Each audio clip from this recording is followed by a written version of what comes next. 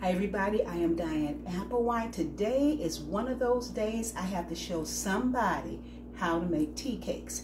I hope that somebody is you. Watch me. For this, you will need 2 cups of all-purpose flour sifted.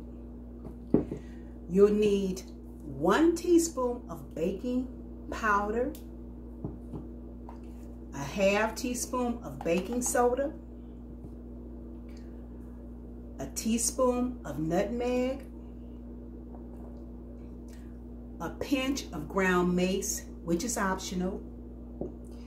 You need a half teaspoon of salt, 1 egg at room temperature, a stick of butter at room temperature,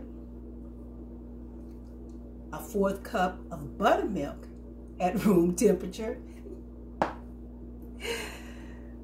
a teaspoon of vanilla extract. Now, I will be using 3. You also need 1 to 1 1/4 cups of sugar. And you'll need to have your oven preheated to 350 degrees. In this bowl, I have all the dry ingredients except the sugar. I'm going to mix this in pretty well with this whisk. Just mix it in, just make sure it's well, as they say, incorporated. Now I am going to mix the butter, the egg, and the sugar. And I'm going to add this 1/4 cup of buttermilk. I'm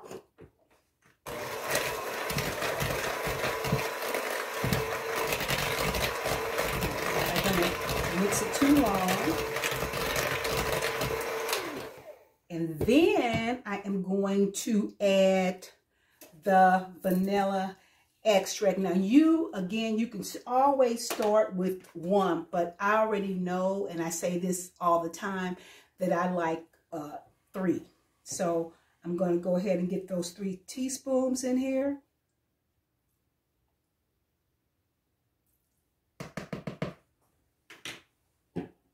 And get that mixed in. I'm going to add the dry ingredients in this bowl with the wet ingredients. Go ahead and get the mixer.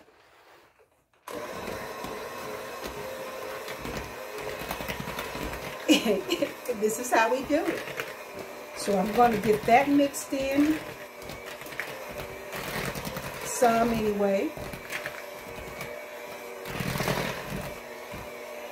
Now I will get the spatula and move it around some. Let me show you what it's looking like so far, like this.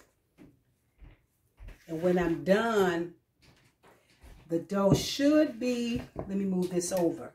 The dough should be sticky. You don't want the dough dry at all. It should be this consistency, like that.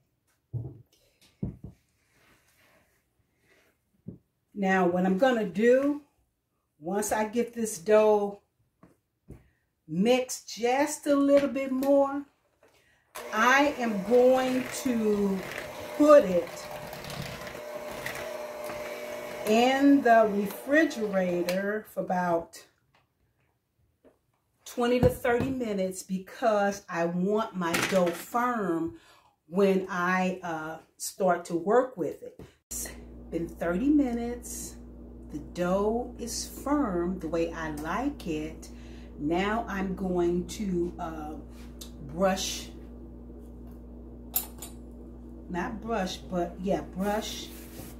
throw some flour on this mat, which I did wipe off and clean pretty well. I'm also going to put some on my hands. And then I'm going to take the dough. Here it is, the dough. I'm going to take this dough. Yeah, it's firm. It's in there too. I'm going to take this dough and get it on this mat.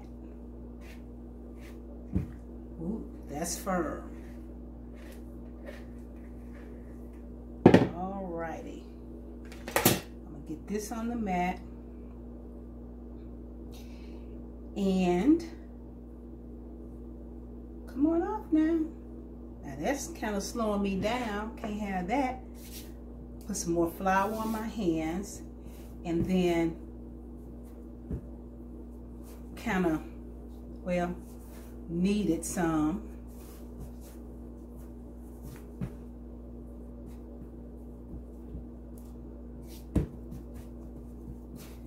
Don't want to handle it too much. I got to remember I'm making some tea cakes though, and not some biscuits. But I'm just going to do this. I'm not going to spend too much time on it. You don't have to spend that much time on it. And the thing about these tea cakes is, for real, you can pat them out. You can roll them out. And you can even use this cute thing, this little mini roller, and get them rolled. But in any case, I am rolling them out to about a 1/4 of an inch thick, maybe a little thicker. But in any case, you can do that. And not only do you can do that, you don't even have to use a roller. Sometimes you can just put them straight on the sheet and cut them out. What I am going to do is check though, because I want to make sure that they're not sticking to the mat, and that's a little bit. So I'm going to put a little flour there. Look at that. It'd be like that sometime too, but I'll get that figured out. So I want to make sure it's not sticking to the bottom of the mat, which is why I want to make sure I got enough flour down here to get this going. I know it might look a little messy, but it'd be like that sometime too. But what I'm doing though is rolling this out to a 1/4 of an inch thick. And it doesn't matter. It doesn't have to be like a perfect roll or anything like that. Okay. And as far as cutting them out, you can cut these out in any shape that you like. Today, I'm cutting them out with a round cutter. Sometimes I like to use a square cutter because my mom tea cakes were always square with round corners. Today, I'm going to use this round cutter when I'm ready to cut them. That looks about a 1/4 of an inch. I don't want these any thinner than a 1/4 of an inch. So I'm going to stop right there with rolling them out. Now I'm going to go ahead and cut them out and place them on this baking sheet. And I'm not spraying the pan. I'm just using one of these non-stick baking sheets in this baking pan. So I'm going to go ahead and make sure, and hopefully it doesn't stick, but I'm going to go ahead and cut this first one out. There it is. And I'm going to put it on this tray over here. Cut the next one out. That was kind of sticking, but it's going on this sheet. And I'm going to cut out the third one. Okay, so I have my first batch on the tray. I got 12 on this tray. I think I get about like 1.5 dozen altogether. But if I didn't say it before, what the size cutter that I'm using, it's about like a 2 3/4 inch cutter.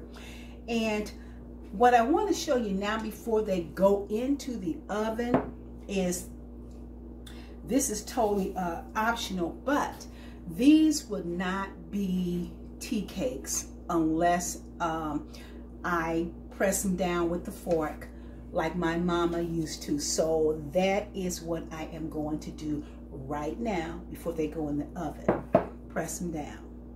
Just take the fork, which is one reason too that I wanted to make sure they were firm enough for me to get these impressions in here. You know, otherwise you don't have to cool your dough, you know, if you're ready to pop them in the oven. But I wanted mine's firm enough for me to be able to do this and not only press them down, but to hold the fork impressions. So that's what you see me doing now, putting these forks in like my mama used to. I can't find the type of lid that she used, but I can certainly press them down with a fork like mama. All right, there they are. Okay, so let me move that over. So here they are with the fork impression. So now this is going into the oven, which again is preheated to 350 degrees. And I'm gonna put them in there for 8 to 10 minutes, and I'll see you when they are out. Here they are. They've been out of the oven now for 10 minutes. Check it out.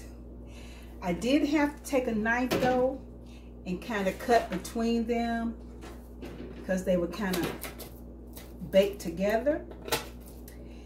And what I'm going to do is put some of these in this little tin container like my mama used to do. I also have another batch. The second batch is in the oven. So I've got a total of 21 tea cakes out of that batch that I made. You can always double your batch. But hey, this is how you make tea cakes, somebody. Thanks for watching. Watch again. Till next time. Bye-bye. Like the video. Please like, share, and subscribe. Till next time. Bye-bye.